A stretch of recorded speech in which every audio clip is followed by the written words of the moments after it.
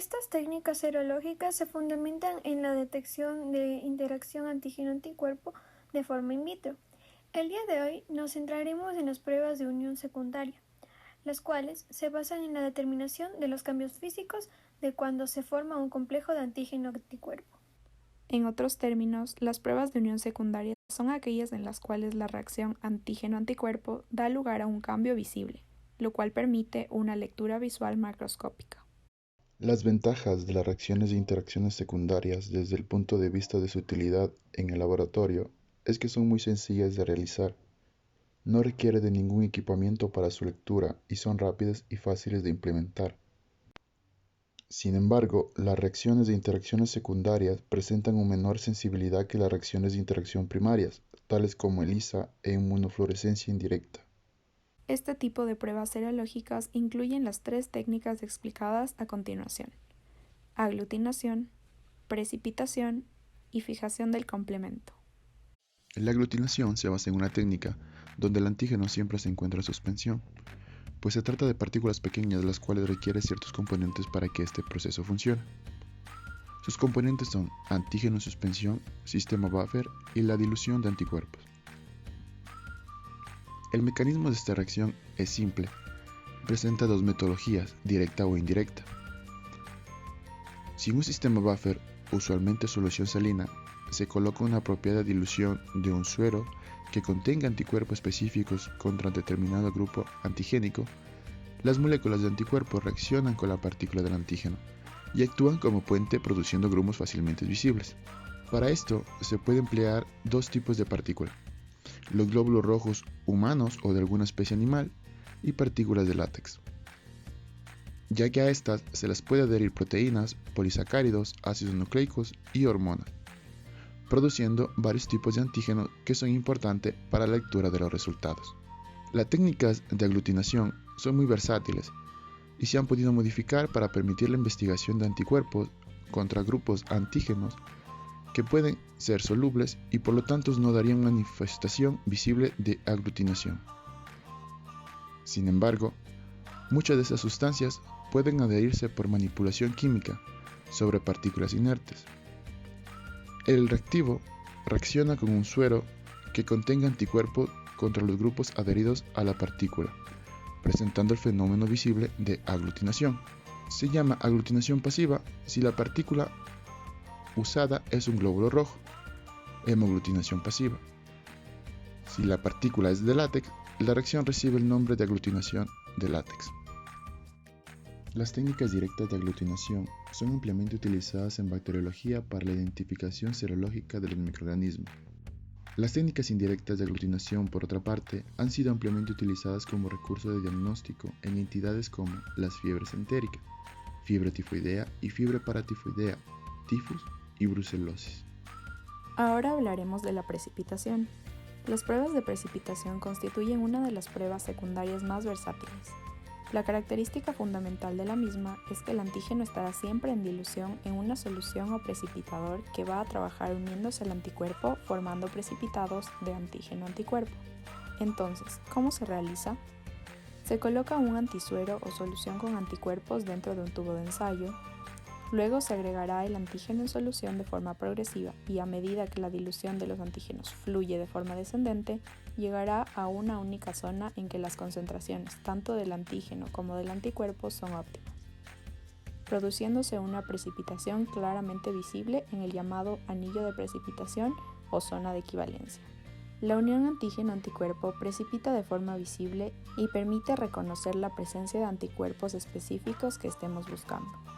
Se emplea como ensayo cualitativo o semi-cuantitativo para medir la cantidad de anticuerpos. Su reacción se estudia gráficamente en una curva de precipitación cuantitativa como la siguiente. Una de las grandes aplicaciones de la prueba de precipitación en agarosa es la reacción para cuantificación de proteínas plasmáticas, conocida como inmunodifusión radial.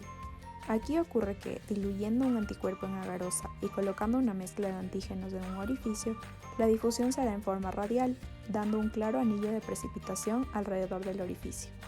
Así, se dice que el diámetro de este anillo es directamente proporcional a la concentración de proteína en estudio. Este procedimiento es ampliamente utilizado en la actualidad en todo el mundo para la cuantificación de proteínas plasmáticas, tales como la albúmina, IgG, IgA, IgM, ceruloplasmina y aptoglobinas, entre otras. Ahora hablaremos sobre el principio de la técnica de fijación de complemento. Esta técnica fue desarrollada por Bordet y tiene como fundamento la utilización de una cantidad precisa de complemento sérico usualmente obtenido de Curie, o también llamado conejillo de Indias, el cual se utiliza de manera total en presencia de reacción de un antígeno con su anticuerpo homólogo. Es decir, la prueba de fijación de un complemento mide la cantidad de anticuerpos consumidores de complemento, o que lo fijan, de una muestra de suero o líquido cefalorraquídeo. La muestra se incuba con cantidades conocidas de complemento y del antígeno, que es el blanco del anticuerpo en estudio. Y en el grado de fijación del complemento indicará la cantidad relativa de anticuerpos en la muestra. ¿Cómo se realiza y cómo se presentan los resultados de esta prueba?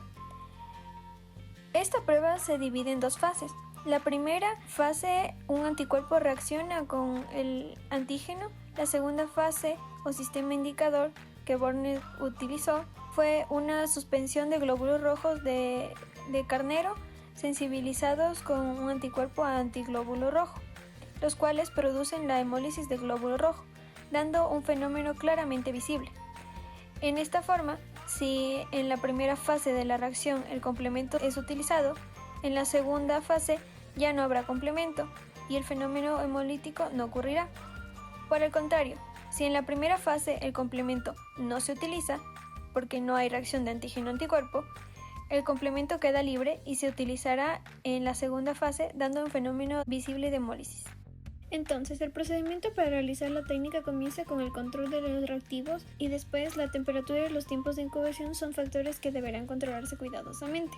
Para continuar, las muestras de suero problema no diluidas y los patrones de trabajo correspondientes deben activarse para destruir el complemento de los sueros y reducir la actividad anticomplementaria, esto en baño María a 56 grados centígrados. Casi para finalizar, se analiza la dilución del suero, para lo cual se deben preparar diluciones seriadas para el control positivo a partir de placas estándar de microtitulación de 96 pocillos y fondo plano. Estos controles, justo con el suero control positivo y negativo, deben utilizarse siempre en todas las placas de microtitulación en que se utilicen los mismos lotes de reactivos. Para finalizar la interpretación de los resultados, el análisis se llevará a cabo en base al porcentaje de la fijación del complemento observado. Los resultados de fijación y no fijación se pueden ver en si existió o no lisis celular.